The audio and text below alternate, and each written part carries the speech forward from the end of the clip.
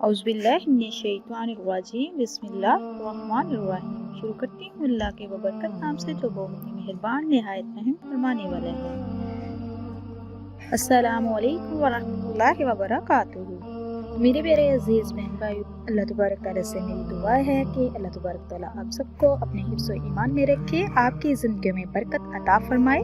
रमज़ानुल मुबारक का चाँद पाकिस्तान में नज़र आ गया है या नहीं? पाकिस्तान की रुकन हलाल कमेटी के 6 रुकनी की मौजूद है, वो चांद को देखने के लिए बैठी हुई है।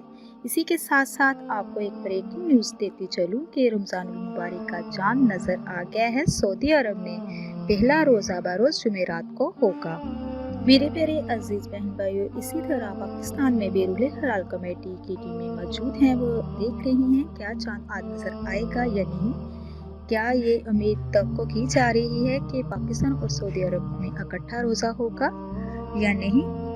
अगर आज चांद नज़र नहीं आता तो सऊदी अरब में 23 मार्च को बरोज़ जुमेरात को पहला रोज़ा होगा, जबकि पाकिस्तान में बरोज़ जुमा 24 तारीख को पहला रोज़ा होगा, अगर चांद आज नज़र ना आया तो मेरे प्यारे अजीज़ बहन भाइयों, मुल्क भर में उलमा कराम के साथ ताबते जारी हैं और शहादतें मिलने के इंतज़ार में हैं।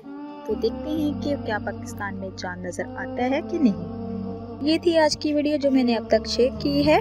जैसे कोई नई अपडेट आएगी मैं आप तक शेयर कर दूंगी। इसी के साथ मैं इजाज़त चाहूँगी। अल्लाह तबारक तआला से मेरी दुआ है कि अल्लाह तबारक तआला आपको, मुझे और सबको अपने हिफ्ज़ ईमान में रखे और रमज़ानुल मुबारक का महीना जो हम सब के लिए बाइसे बरकत का महीना बना दे, खुशियों वाला महीना बना दे। आमीन या रब्बुल आलमीन। अब तक के लिए इतना ही। अल्लाह हाफिज़।